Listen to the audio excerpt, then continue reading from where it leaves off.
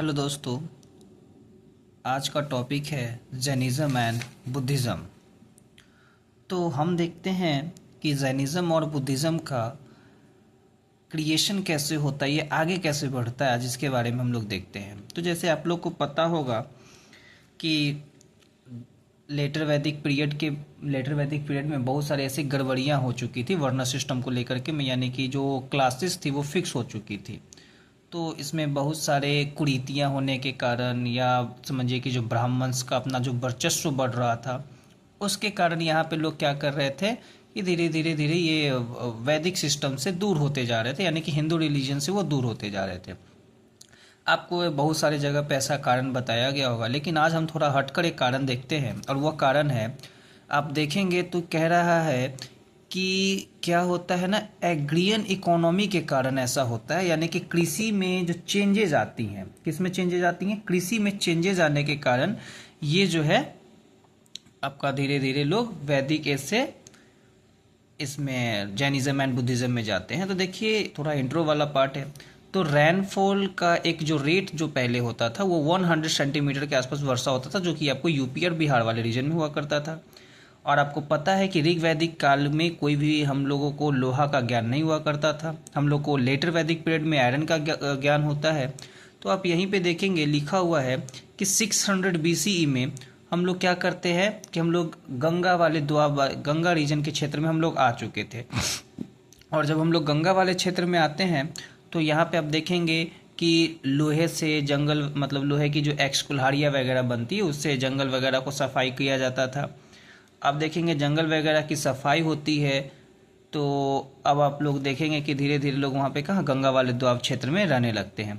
और इसी पीरियड में आप लोग देखिएगा कि नए नए अब शहरों का आगमन होना स्टार्ट होता है। नए नए शहरों का आगमन होने का मतलब है कि अब नए नए शहर क्या होते हैं, आपका बनने लगते हैं। नए नए शहर अब बनने लगते हैं या एस्टेब्लिशमेंट उनकी होने लगती है। इसी में देखिएगा तो सबसे ज़्यादा जो न्यू सिटीज़ जो बनते हैं वो नॉर्दर्न इंडिया में बनते हैं। जैसे आप देखिए कौशाम्बी हो गए, वाराणसी है, चिरांद जो आपका बिहार सारण जिले में है अभी आपका, फिर देखेंगे कुशीनगर है, वैशाली से तो आप लोग भली भांति जानते हैं, राजगीर है।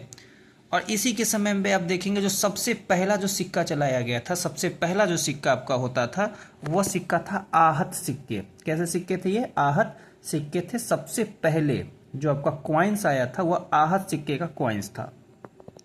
फिर आप लोग देखेंगे कि ये धीरे धीरे धीरे यहाँ पे बहुत सारे चेंजेस होने लगते हैं। यानी कि चेंजेस होने का मतलब देखिएगा कि समाज में 4 तबके के लोग थे। 4 तबके में से जो तीसरा तबका जो था वो ज़्यादा पैसा कमाता था, जो आप वैश्य कहते हैं।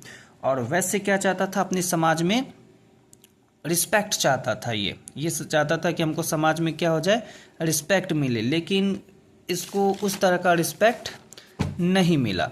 अब आप यहीं पे देखिएगा, इसके बाद कह रहा है, ये देखिए वैश्य जो था आपका समाज का तीसरा पिलर, आप एक तरह से कहिए, जो कि बहुत पैसे वाले हो चुके थे, व्यापार वाणिज्य करते थे। सिक्का स्टार्ट होने के बाद ये लोग को ज़्यादा पैसा भी होने लगा, लेकिन समाज में इनकी स्थिति अच्छी नहीं थी। तो ये लोग चाहते थे कि हमें भी समाज में क्या हो, मेरी भी समाज में अच्छी स्थिति हो।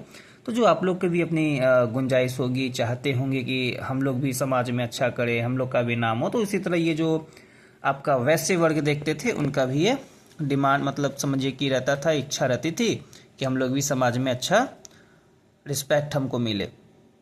इसी कारण देखेंगे कि मनी तो ये लोग बहुत कमा रहे थे। देखिए यहाँ पे लिखा हुआ भी, ये लोग मनी बहुत कमाते थे, लेकिन इनको समाज में जो स्टेटस चाहिए था, जो रिस्पेक्ट चाहिए था, वो नहीं मिलता है। अब इसी के आगे हम लोग देखेंगे जैनिज्म।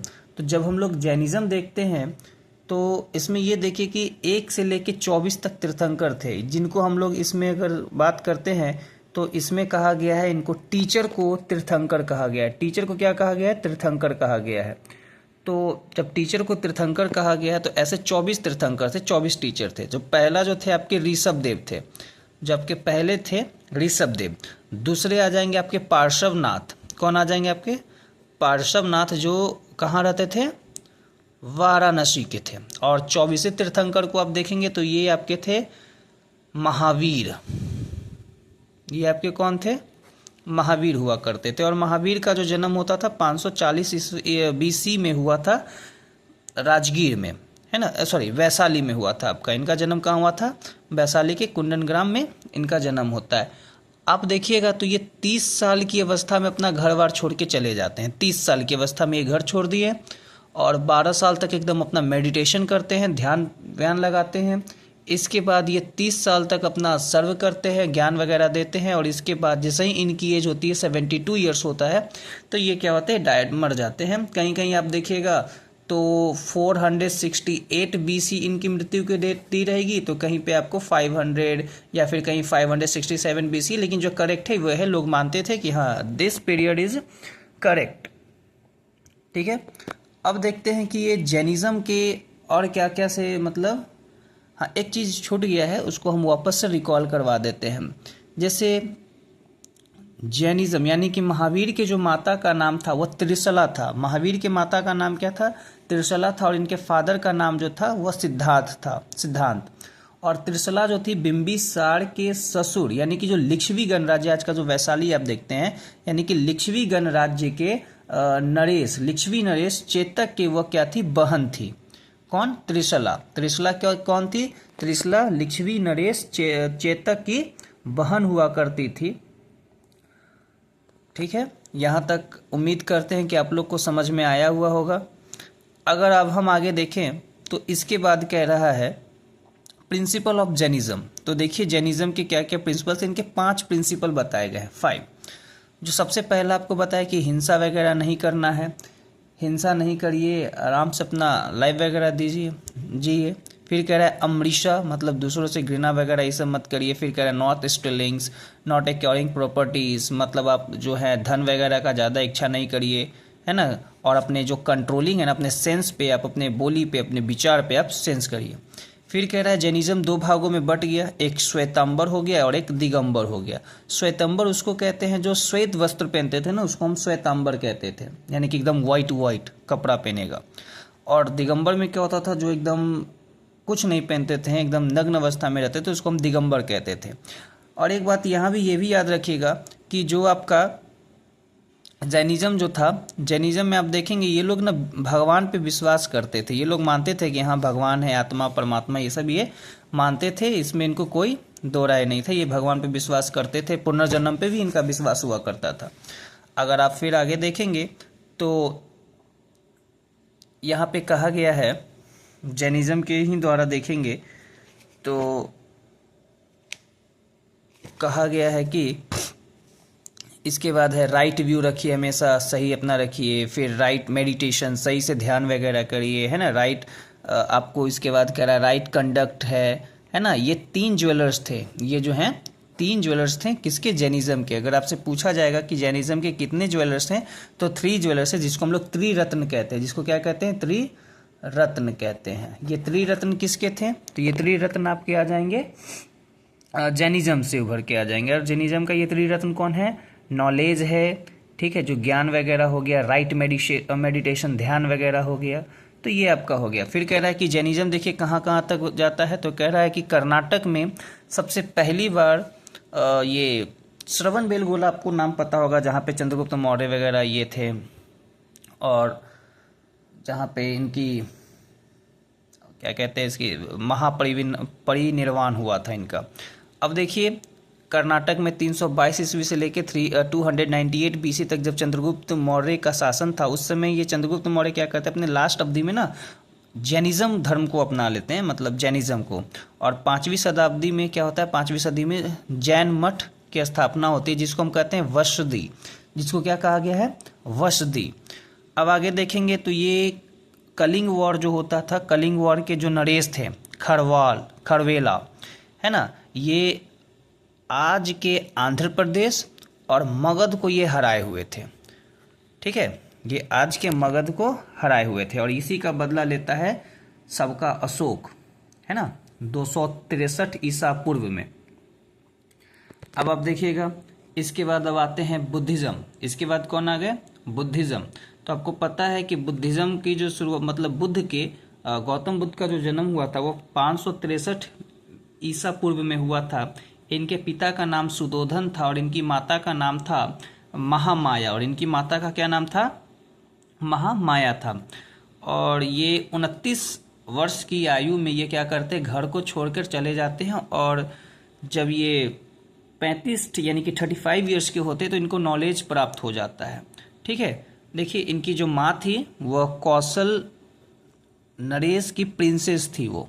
ठीक है, और आप देखेंगे इसके बाद इनकी एक पत्नी भी थी जिसका नाम यशोदा था, और इनका एक बेटा था राहुल।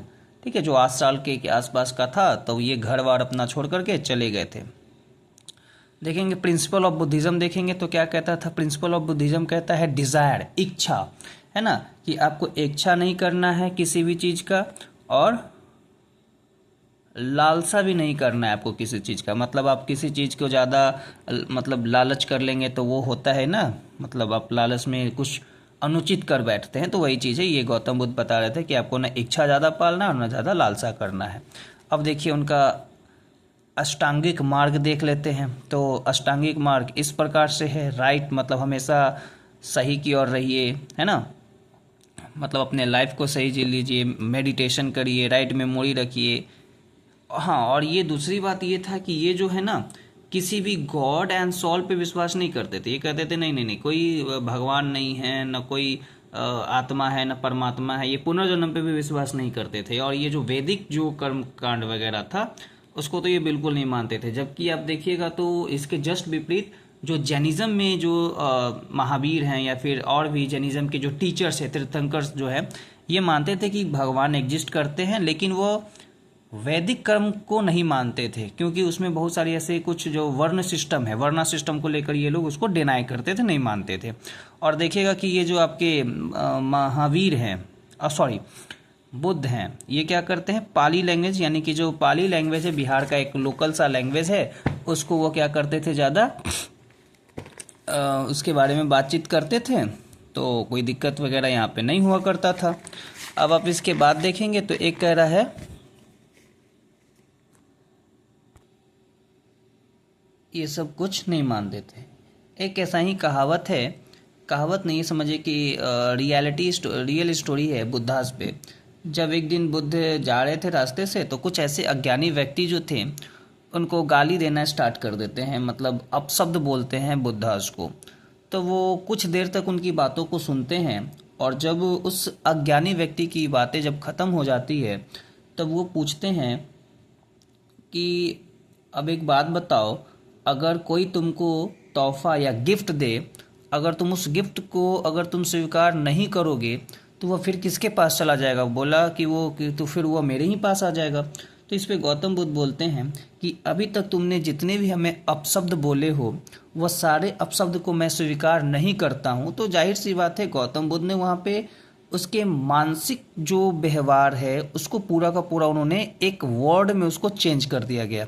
और दूसरी बात आपको बता देते हैं कि जब बुद्धाज का एज 80 ईयर्स का हो जाता है तब वो अपना देह त्याग देते हैं, और वो ईस्वी था आपका 483 BCE में, है ना, वो अपना देह त्याग देते हैं।